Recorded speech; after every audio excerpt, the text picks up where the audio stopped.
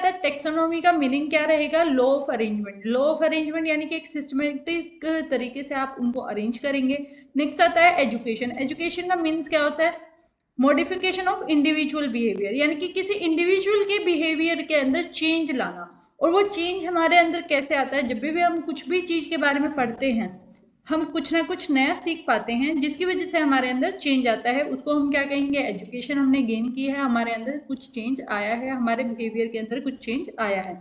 Next आता है 3 aspects of human behaviour. Human behaviour के अंदर 3 एस्पेक्ट्स को इंक्लूड किया गया है, यानी कि जब भी आप किसी भी चीज के बारे में पढ़ रहे हैं या आप कुछ भी काम कर रहे हैं तो आपके बिहेवियर के अंदर 3 चेंजेस आपको देखने को मिलेंगे। सबसे पहले आता है कॉग्निटिव डोमेन का, आपको देखने को मिलेगा, यानी कि नोइंग, जानोगे। आप किसी भी चीज को पढ़ रहे हो या कुछ भी काम आप कर रहे हो उससे आप कुछ ना कुछ नॉलेज गेन करोगे। नेक्स्ट आता है अफेक्टिव डोमेन, यानी कि फीलिंग्स, आपकी उसके प्रति फीलिंग कैसी रहेंगी जो आप काम कर रही हैं। एजुकेशन अगर आप मतलब कि स्टडी कर रहे हैं तो उसके प्रति आपकी फीलिंग्स कैसी हैं, आप अच्छा कर पा रहे हैं, परफॉर्मिंग नहीं कर पा रहे। नेक्स्ट आता है साइकोमोटर डोमेन, यानी कि डूइंग, करना, जो आपने नॉलेज गेन की है, जिस तरीके से आप सीखे हैं उस चीज को, अब वो आप एक्चुअल में काम कर रही हैं, यानी कि एक्चुअल में आप उस चीज को गेन कर रही हैं। नेक्स्ट आता है हमारा what, doing what and doing how. ये हमारे 3 क्वेश्चन हैं। ये जो है हमारा कॉग्निटिव डोमेन है। नेक्स्ट आता है हमारा ये अफेक्टिव डोमेन को शो कर रहा है और डूइंग हाउ हमारा शो करता है जो हमारा साइकोमोटर डोमेन है।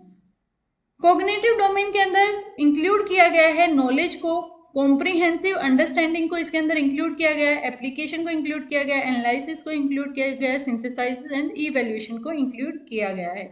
इसी तरीके से डूइंग व्हाट, यानी कि अफेक्टिव डोमेन के अंदर क्या क्या इसके अंदर इंक्लूड किया है। फर्स्ट आता है रिसीविंग, यानी कि कुछ भी चीज को रिसीव करना, फिर आपने नॉलेज रिसीव किया उसके बाद आप रिस्पॉन्ड दे रहे हैं, वैल्यूइंग दे रहे हैं, उनको कंसेप्चुलाइजेशन कर रहे हैं, ऑर्गेनाइजेशन कर रहे हैं एंड कैरेक्टराइजेशन कर रही हैं किसी भी चीज का।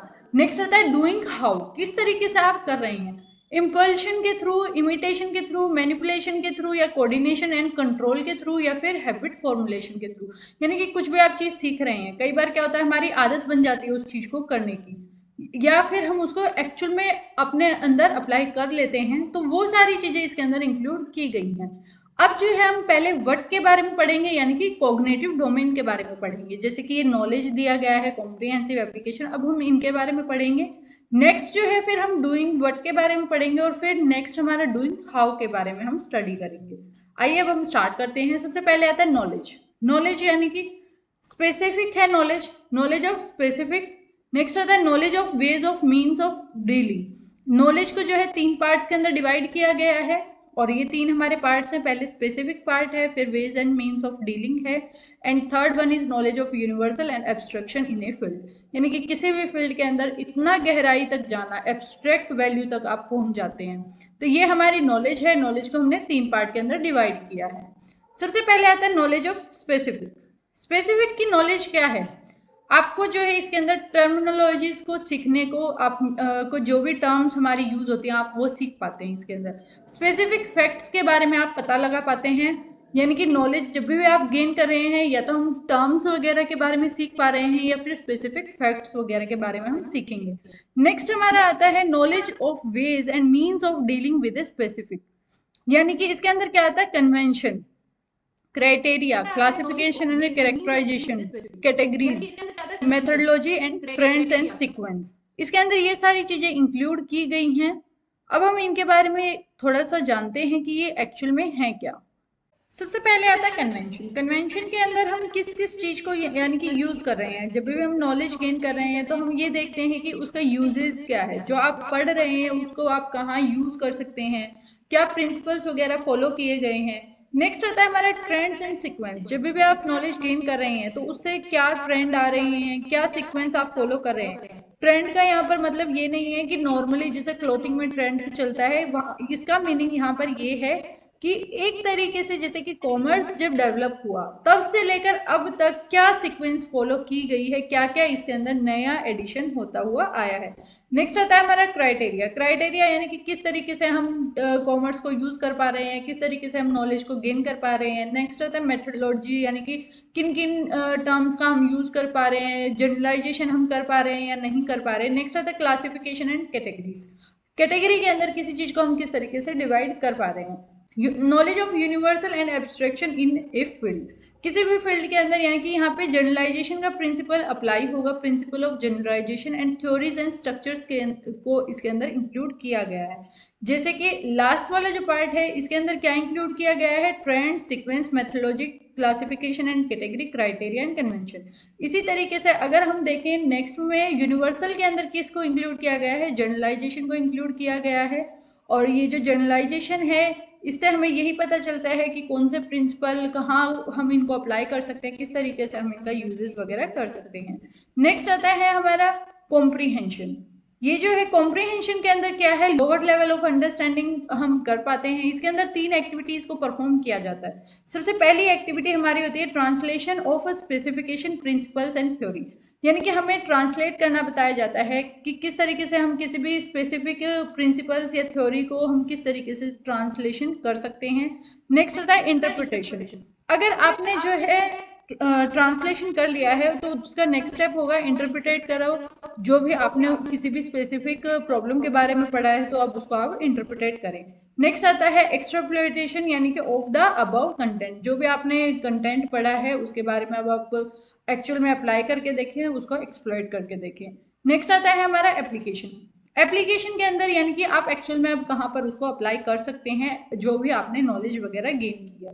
तो इसके अंदर आता है make generalization of fact, principles and theory. इसके अंदर भी पहले हम यही देखेंगे, जनरलाइज करेंगे हम फैक्ट्स कहाँ कहाँ हम यूज कर सकते हैं, प्रिंसिपल्स क्या क्या हमारे हम फॉलो कर सकते हैं, किस तरीके से हमारी क्या क्या थ्योरीज वगैरह रहेंगी। Next one is establish the relationship among the elements.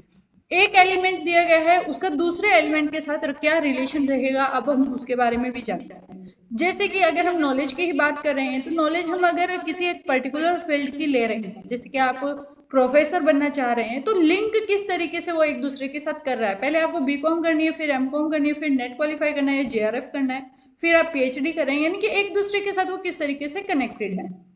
Next आता है formulate some principles to organize the element. कुछ हम प्रिंसिपल्स को फॉलो करेंगे जिसकी वजह से हमारा जो एलिमेंट है उसको हम ऑर्गेनाइज कर पाएंगे, यानी कि जो हम अचीव करना चाह रहे हैं वो हम उसको अचीव कर पाएंगे। नेक्स्ट आता है एनालाइज करना, यानी कि मीडियम लेवल ऑफ अंडरस्टैंडिंग। इसके अंदर हमें ये देखना है कि हमें कितनी नॉलेज एक्चुअल में हम गेन कर पाए। इसको भी 3 कैटेगरी के अंदर डिवाइड किया गया है। फर्स्ट आता है एनालाइज ऑफ एलिमेंट, एलिमेंट के बारे में जानना। जो आपने पढ़ा है उसको आप एनालाइज करके देखें कि आपने कितना करेक्ट पढ़ा है, क्या पढ़ा है आपने। नेक्स्ट आता है एनालाइज ऑफ रिलेशनशिप, एक एलिमेंट की दूसरे एलिमेंट के साथ क्या रिलेशन है, इन दोनों के बारे में हमें रिलेशन फाइंड आउट करना। एनालाइज ऑफ ऑर्गेनाइजेशन प्रिंसिपल, और हमारी ऑर्गेनाइजेशन के क्या क्या प्रिंसिपल्स हैं उनके बारे में हम एनालाइज करेंगे। तो एनालाइज के अंदर क्या आएगा, एक नॉर्मल यही है कि हमें पता लगाना है कि एलिमेंट क्या है, उनके रिलेशन क्या है, प्रिंसिपल्स हमारे ऑर्गेनाइजेशन के क्या रहेंगे। नेक्स्ट वन इज सिंथेसाइज करना। Here emphasis is laid on creating new meaning और ए स्ट्रक्चर। सिंथेसाइज का मतलब ये होता है कि कोई भी एक फेज दी गई है या फिर कोई भी आपको टॉपिक दिया गया है, उसके अंदर आप क्या करेंगे, कुछ क्रिएट करेंगे और एक नया स्ट्रक्चर आप बनाएंगे जिससे आपको नया मीनिंग भी देखने को मिलेगा। इसके अंदर भी 3 लेवल फॉलो किए जाएंगे। फर्स्ट आता है प्रोडक्शन ऑफ यूनिक कम्युनिकेशन। सबसे पहले आप यूनिक कम्युनिकेशन बनाएंगे, यानी कि कुछ हटकर आप काम कर रहे हैं। नेक्स्ट आता है प्रोडक्शन ऑफ प्लान और प्रपोज्ड सेट फॉर ऑपरेशन, यानी कि आपने जो भी प्लान किया है अब आप उसको एक्चुअल में ऑपरेशन में लेकर आएंगे। And derivation of A set of abstract relation, और फिर आप डेरिवेशन दिखाएंगे कि किस तरीके से जो है आपने अलग चीज की है। नेक्स्ट आता है इवेल्युएशन। इवेल्युएशन जो है हमारा कॉग्निटिव डोमेन का लास्ट पार्ट है। इवेल्युएशन के अंदर हम क्या करेंगे, it include qualitative and quantitative judgment. सबसे पहले दोनों नेचर की इसके अंदर जजमेंट इंक्लूड की जाएगी, क्वालिटेटिव भी और क्वांटिटेटिव भी। क्वांटिटेटिव का मतलब क्या होता है, जिसमें हमें एग्जैक्ट क्वांटिटी का पता चलता है, जैसे कि 1 kg 1 टन इस तरीके से। और क्वालिटी का मतलब क्या होता है यहाँ पे क्वालिटेटिव, कि उसकी एक्चुअल क्वालिटी क्या है, उसके फीचर्स क्या हैं, और वो जो है जजमेंट दी जाएगी about the extent to which the material and method satisfy the criteria, कि कौन सा मेथड हमारा या मटेरियल जो है किसी भी क्राइटेरिया को स्पेसिफाई कर रहा है। इसके अंदर भी दो लेवल फॉलो किए जाएंगे, इंटरनल जजमेंट दी जाएगी मटेरियल और मेथड के रिगार्डिंग, और एक्सटर्नल जजमेंट भी दी जाएगी मटेरियल और मेथड के रिगार्डिंग। नेक्स्ट हमारा आता है अफेक्टिव ऑब्जेक्टिव। अब जो हम अफेक्टिव ऑब्जेक्टिव के बारे में भी स्टडी करेंगे इसी तरीके से। रिसीविंग और अटेंडिंग, सबसे पहली चीज होती है किसी भी चीज को हम रिसीव कैसे कर रहे हैं। अब जैसे मैं आपको पढ़ा रही हूँ तो आप उसको किस तरीके से पढ़ रही हैं, सबसे पहले यही देखा जाएगा कि आप किस तरीके से उसको रिसीव कर रही हैं। क्या आप अटेंटिव हैं जिस टाइम पर आप वीडियो देख रहे हैं, क्या आप कुछ भी रीडिंग वगैरह कर रहे हैं उस टाइम पे आप अटेंटिव हैं। तो अफेक्टिव ऑब्जेक्टिव के अंदर यही देखा जाएगा, हमारी फीलिंग्स के बारे में इसके अंदर डिस्कशन की गई है, फीलिंग्स के बारे में। तो इसके अंदर सबसे पहले आता है रिसीविंग और अटेंडिंग।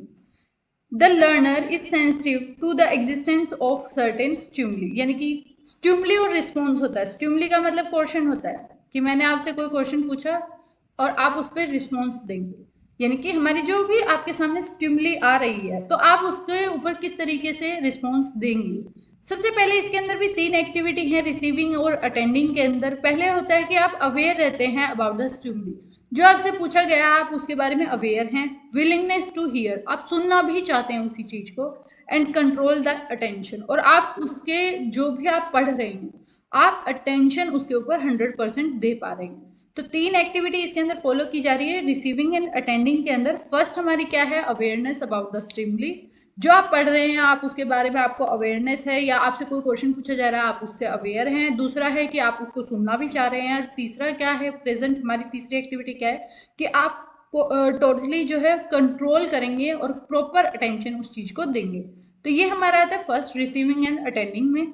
नेक्स्ट आता है रिस्पॉन्डिंग। रिस्पॉन्डिंग के अंदर क्या होगा, peoples are motivated to respond, यानी कि स्टिमुली, मैंने क्वेश्चन पूछा है और पीपल क्या होते हैं, स्टूडेंट। अब क्या है, प्यूपिल्स को कहा जाएगा, प्यूपिल्स को अब कहा जाएगा कि आप रिस्पॉन्स दें, आप यानी कि अब उसके ऊपर आंसर दें। तीन एक्टिविटी इसके अंदर भी फॉलो की जाएंगी। ओबीडेंस टू द रिस्पॉन्स, जो आप रिस्पॉन्स दे रहे हैं उसमें आप ओबीडेंस रहें। विलिंगनेस टू रिस्पॉन्स, आप जो है इच्छुक रहें रिस्पॉन्स देने के लिए। एंड सेटिस्फेक्शन इन रिस्पॉन्डिंग, जो आपने रिस्पॉन्स दिया है उसके अंदर आप जो है सेटिस्फाई रहें, यानी कि जैसे कि मैंने आपसे कोई भी क्वेश्चन पूछा, एग्जाम्पल है कि आपने जो है असाइनमेंट प्रिपेयर किए हैं या नहीं किए, तो आप क्या हैं, पहले तो मैंने आपको स्टिमुली दी है, स्टिमुली दी है, अब आप क्या करेंगे उस स्टिमुली पे रिस्पॉन्स देंगे। और आप रिस्पॉन्स कैसे देंगे, आप रिस्पॉन्स तभी दे पाएंगे ना जब आपने यहाँ पर क्या किया है, पहली चीज आपको स्टिमुली के बारे में नॉलेज है, दूसरी चीज आपने उसको अच्छे से सुना है, और तीसरी चीज आप उसके ऊपर 100% अटेंशन दे पा रहे हैं, तभी आप किसी भी स्टिमुली का रिस्पॉन्स दे पाएंगे। अब रिस्पॉन्स के अंदर क्या है, पहले जो आप रिस्पॉन्स देंगे वो हमारा ओबीडियंस होना चाहिए, ओबीडियंट होना चाहिए मतलब कि। नेक्स्ट हमारा आता है विलिंगनेस होनी चाहिए कि आप आंसर देना चाहेंगे, और थर्ड होना चाहिए हमारी सेटिस्फेक्शन, हम उससे सेटिस्फाई हैं। तो ये भी जो है सबसे ज़्यादा मैटर करती हैं चीज़ें रिस्पॉन्डिंग में। फर्स्ट हमारा क्या था, रिसीविंग एंड और अटेंशन करना, मतलब कि अटेंडिंग करना। नेक्स्ट आता है हमारा responding. Third one is value, अब आपने रिसीव भी कर लिया, आपने उसको रिस्पॉन्ड भी दिया, अब वैल्यू के बारे में हम पढ़ेंगे कि हम वैल्यूइंग क्या कर रहे हैं। इट इंक्लूड्स द वर्थ और the value of a person attaches to a particular object, phenomena और बिहेवियर, यानी कि वर्थ पता लगाना, यानी कि वैल्यू पता लगाना कि क्या एक्चुअल में इसकी एग्जिस्टेंस है, किस तरीके से हम उसकी वैल्यू पता लगा सकते हैं किसी भी पर्टिकुलर ऑब्जेक्ट की, फिनोमिना से रिलेटेड या बिहेवियरल से रिलेटेड, यानी कि कोई पर्सन किस तरीके से किसी चीज से अटैच है उसके बारे में हम पता लगाएंगे। इसके अंदर भी हम तीन टाइप की एक्टिविटी फॉलो करते हैं। एक्सेप्टेंस ऑफ वैल्यू, जो वैल्यूज थी आपने उनको एक्सेप्ट किया।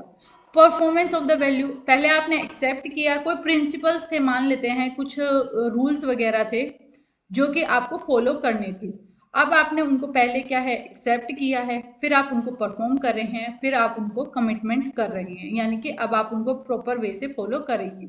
नेक्स्ट हमारा होता है ऑर्गेनाइजेशन, ऑर्गेनाइज करना। A student organises value into priorities by contrasting different values, resolving conflict between them and creating a unique value system। ये सबसे अच्छी चीज है। जब आपको रिसीव हुई, आपको ये प्रिंसिपल्स रिसीव हुए, रूल्स रिसीव हुए कॉलेज से रिलेटेड, नेक्स्ट आपने उनके ऊपर रिस्पॉन्स दिया कि आप क्या उनको फॉलो कर रहे हैं या नहीं कर रहे। नेक्स्ट वन इज अब आपको उनकी वैल्यू पता चली कि क्या वैल्यू है उन रूल्स वगैरह की। एंड फोर्थ वन इज अब आप उनको ऑर्गेनाइज कर रहे हैं, यानी कि अगर किसी चीज़ से आप खुश नहीं थे तो उसको आप क्या कर रहे हैं, ऑर्गेनाइज कर रहे हैं अपने वे से, आप जो उसको रिजोल्व कर पा रहे हैं, उस जो भी हमारी कंफ्लिक्ट है, झगड़ा वगैरह है, और अपनी एक यूनिक वैल्यू आप एक सिस्टम के अंदर क्रिएट करते हैं। इसके अंदर भी 3 एक्टिविटीज को फॉलो किया गया है। पहला है कंपेयरिंग वैल्यू।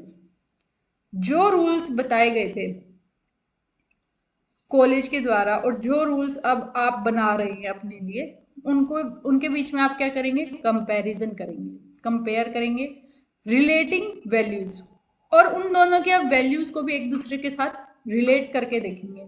और next one is synthesising value, और फिर उन वैल्यूज को सिंथेसाइज करेंगे पूरा अच्छे से कि कौन सी हमारी करेक्ट हैं, कौन सी हमें फॉलो करनी चाहिए, इस तरीके से। नेक्स्ट हमारा आता है internalizing values. It is concern with the peoples general pattern of adjustment. किसी भी वैल्यूज के रिगार्डिंग हम किस तरीके से जर्नली एडजस्ट कर रहे हैं अपने आप को, उसको हम कहेंगे इंटरनलाइजिंग वैल्यूज। पहला आता है, इसके अंदर भी वही है, सेम 4 एक्टिविटीज दी गई हैं। इसके अंदर आता है show self reliance when working independently. जब भी आप काम कर रहे हैं, सेल्फ रिलायंस आप अपने बारे में दिखाएं।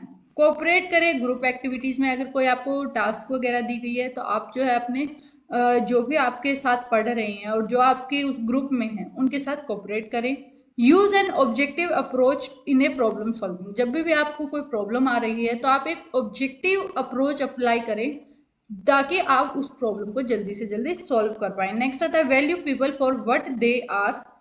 लोगों की वैल्यू करो, किस लिए, कि वो जो हैं, and not how they work, वो किस तरीके से काम कर रहे हैं उसके बेस पर उनको वैल्यू मत दो। Value people for what they are, वो एक्चुअल में क्या हैं उनके बेस पर उनको वैल्यू दो। तो ये हमारे सारे जो थे अफेक्टिव डोमेन के पार्ट थे, और इसके अंदर भी हमने 5 के बारे में स्टडी किया है। पहला हमारा था रिसीव करना, सबसे पहला हमारा क्या था, रिसीव करना, अटेंडिंग। नेक्स्ट हमारा रिस्पॉन्डिंग था। थर्ड वन इज हमारा वैल्यूइंग था। फोर्थ वन इज ऑर्गेनाइजेशन था। And fifth one is internalising values था, कि हम वैल्यूज को अब एक्चुअल में देख रही हैं। नेक्स्ट हमारा पार्ट आता है इसके अंदर साइकोमोटर का।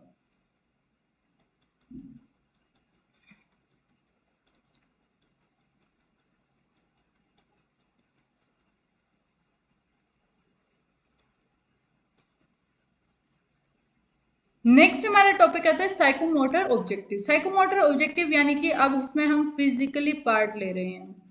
अब हमारी फिजिकल प्रेजेंट मतलब कि हम अपने आप को प्रेजेंट कर पा रहे हैं। It include physical movement. अब हम एक्चुअल में उसको अप्लाई कर रहे हैं, जो हमने नॉलेज गेन की है, जो हमने वैल्यूज वगैरह सीखे हैं, वो हम उनको एक्चुअल में अप्लाई करने वाले हैं। तो यानी कि इसके अंदर फिजिकल मूवमेंट होगी, कोऑर्डिनेशन होगा, और use of motor skills. Motor skills क्या होते हैं, मतलब हम हर अपनी सेंस का यूज करेंगे उसके लिए। Development of these skills requires practice. In skills को अगर आप डेवलप करना चाहते हैं, यानी कि साइकोमोटर अगर आपके अंदर स्किल्स हैं, उनको अगर आप डेवलप कर रहे हैं, कौन से स्किल्स, हमारे जो भी मोटर स्किल्स हैं, जैसे कि लिखना, पढ़ना, सुनना, बोलना, ये सारे हमारे स्किल्स होते हैं। हमारी 5 सेंसेस इसके अंदर यूज होती हैं, और इनको डेवलप करने के लिए आपको स्किल्स की जो है प्रैक्टिस करना बहुत इंपॉर्टेंट है। It is measured in terms of speed, procedure, technique in execution. यानी कि इसके अंदर अब हम कैसे इनको मेजर करेंगे, हमारी जैसे कि अब नॉर्मल देखा जाए लैपटॉप पे टाइपिंग की क्या स्पीड है हमारी, हम किस तरीके से टाइपिंग कर रहे हैं, क्या हम टेक्निक यूज कर रहे हैं, क्या हम एक पैटर्न फॉलो कर रहे हैं या नहीं कर रहे, उसके बेस पर मेजर किया जाता है कि आप एक्चुअल में आपके कितना आप सेंसेस को, अपने स्किल्स को यूज कर पा रहे हैं। This domain is based on the concept of coordination. Among various organs of the body, यानी कि इसके अंदर कोऑर्डिनेशन के बारे में पढ़ा जाएगा, जो कि अमंग किसके बीच में है, amongst various organs of the body, हमारे जो ऑर्गन्स हैं उन सब का यूज किया जाएगा इसके अंदर। फर्स्टली डेवलप्ड बाय सिम्पसन, पहली बार जो है ये इसको सिम्पसन ने जो है डेवलप किया था, बाद में इसको मॉडिफाई किया गया था हेरो के द्वारा, इन्होंने इसको मॉडिफिकेशन दिया, इसके अंदर कुछ और चेंजेस वो लेकर आए। नेक्स्ट आता है एक्टिविटीज इंक्लूड इन साइकोमोटर्स आर, अब इसके अंदर भी एक्टिविटीज का यूज किया जा रहा है। पहले आती है परसेप्शन, परसेप्शन यानी कि किसी भी चीज के बारे में सोचना।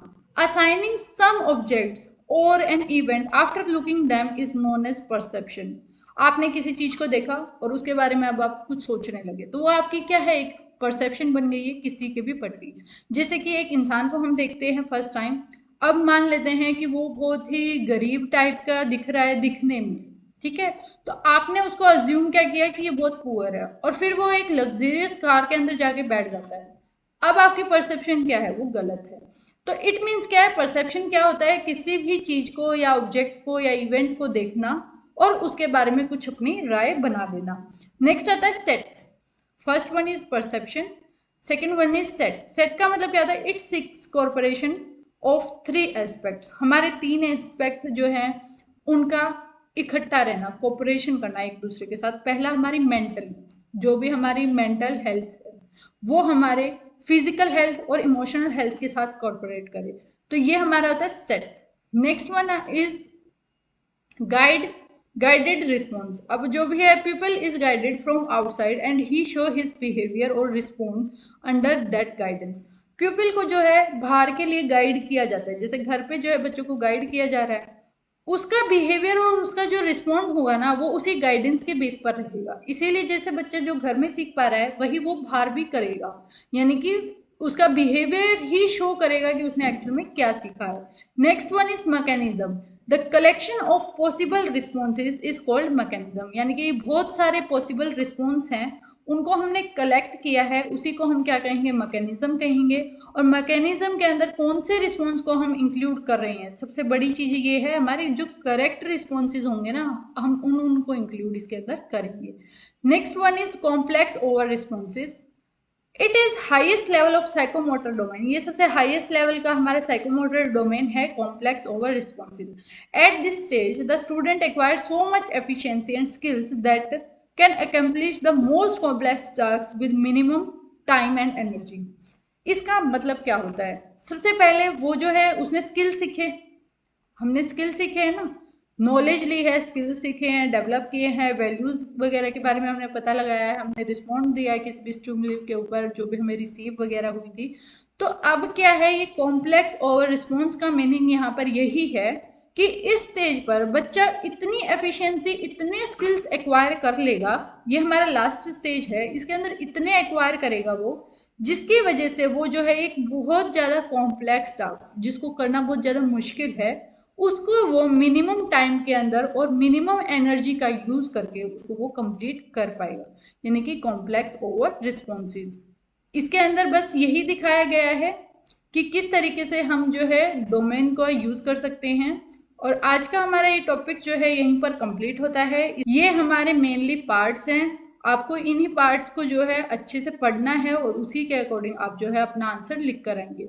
और हमारा जो क्वेश्चन रहेगा इसके रिगार्डिंग, वो हमारा क्वेश्चन आएगा टेक्सोनोमी और बिहेवियरल ऑब्जेक्टिव क्या हैं, कॉम्पिटिशन। तो अगर क्वेश्चन इस तरीके का आपसे पूछा गया है तब आपको ये जो है तीनों डोमेन अच्छे से एक्सप्लेन करने हैं, और ये ब्लूम टेक्सोनोमी के द्वारा दिए गए हैं, ये हमारी ब्लूम टेक्सोनोमी है जो अभी हमने स्टडी की है। आपको ये वीडियो कैसी लगी मुझे कमेंट में ज़रूर बताएं, अगर आपका कोई डाउट है तो वो भी आप मुझसे कमेंट में ज़रूर पूछें।